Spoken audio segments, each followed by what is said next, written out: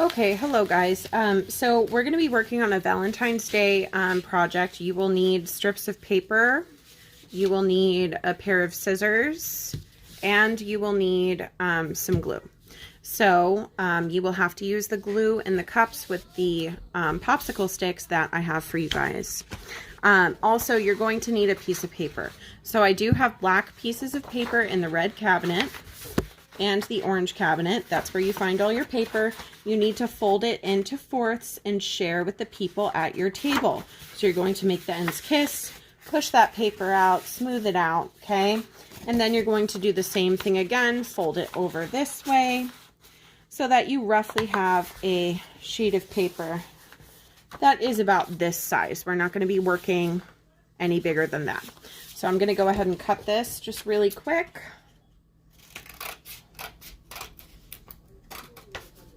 A quick way to do this is just cut along the lines in a nice straight line. Or you can have your table captains go use the cutting board, which is located in the kiln room, but only the table captains, and do not touch anything or you will get yourself into trouble. So you should have 4 pieces of black paper. If you need more, grab it. So here is my piece of paper that I'm using. We're going to be doing quilling. A lot of you have talked to me about working on a Valentine's Day project, so I'm going to show you a little bit what that looks like. So you can take your paper and you can wrap it around a pencil. I don't have a pencil, but I have a clay tool right here, which is about the same size.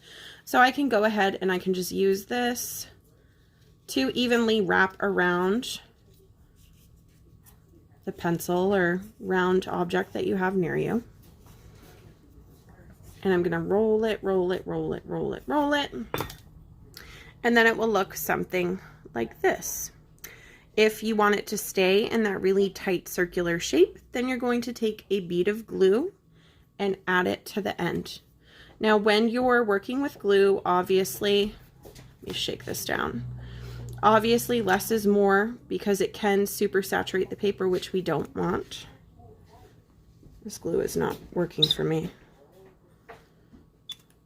Anyways, so imagine you glue it, stays about that size.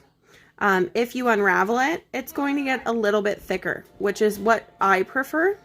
And I'm going to make several of these. I also don't need to use my pencil or round object. I can just fold this paper very carefully in on itself and start to make a tighter circle. Sorry about the background noise. I am making this video at home, so I do have kids running around. So you just keep wrapping it in on itself like this. Slow and steady wins the race. We don't want to rush too much.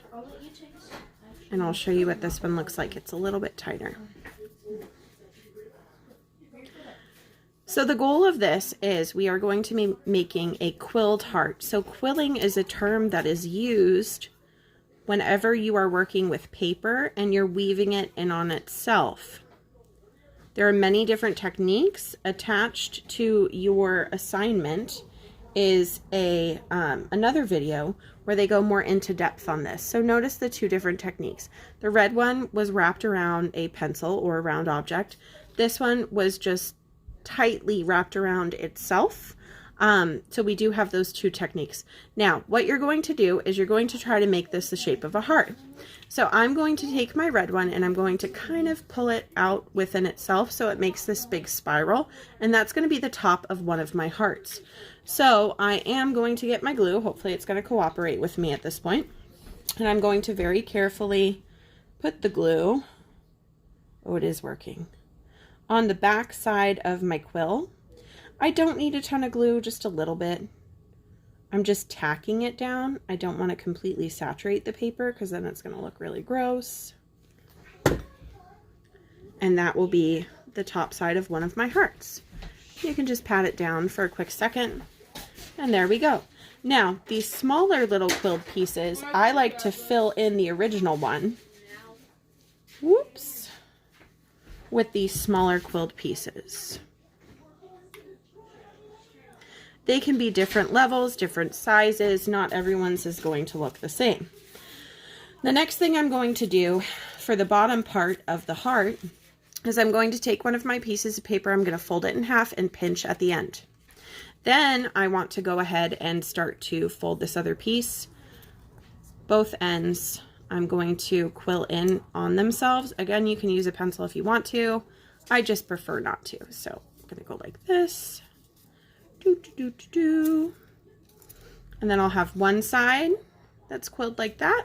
And the other side, I don't have to make the same as the first side. So if I want to use a pencil and make this side a little bit of a bigger quill, I can go ahead and do that. Oh, this one's coming out kind of uneven. That's okay, because once I glue it, it'll be just fine. So I kind of like the fact that it's a little uneven. So I'm just going to put it here, and then I can start to build my heart shape around it.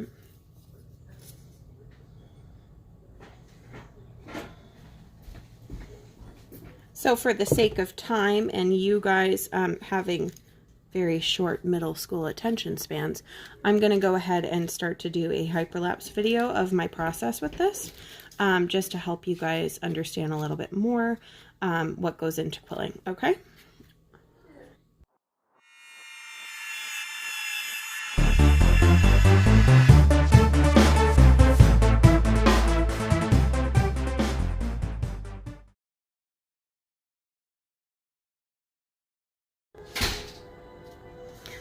Okay, so as you can see, after a little bit of time, I have started to slowly make my heart shape. I do need to fill in this section a little bit more, maybe bring this out to more of a point and just really accentuate the shape of the heart on either side. So I'm trying to alternate colors, just use a little bit of glue. Again, this glue will dry clear, so it won't look as awkward. You guys can take a white colored pencil and put designs on the outside after you are done with your quilling, and once it is dried, that just kind of adds to the patterns that are going on inside of this project. So I'm going to finish, and then I will talk with you guys some more.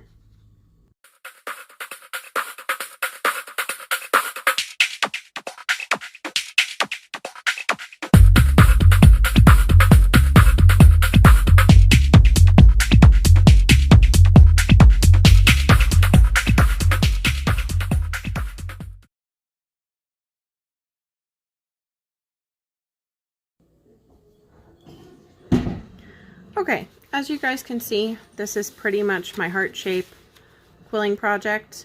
It's definitely abstract. If you guys want to, you can make it more pronounced. But that's why I say if you want to go back in with some white colored pencils afterwards, you can really design the outside to look more like a heart, so that if you feel like it's a little bit more abstract, then you don't have to worry as much. People will still know what it means.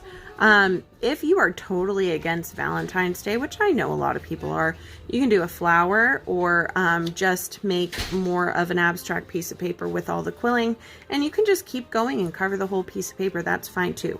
Make sure that you are not using too much glue, because too much glue is going to soak the paper, and then when you go to put it on the drying rack, it's going to stick to something, get stuck, and ruin your piece of artwork. Again, make sure the first thing you do when you get your piece of paper is that you write your name on the back, flip it over, and start working on the front of your project, okay? If you guys have any questions, you know my email. You can email me. I will be checking it frequently. Have fun. Please don't destroy the room. And table captains, you guys are in charge of getting these. You can use the cutting board, or try to get one of the best cutters at the table, whoever cuts the straightest in a line, to cut several of these for your table. When it's cleanup time, if you haven't used all of these, go ahead, pick them up and put them in your period bin so that you can use them the next day. Okay? Have fun, guys. Bye.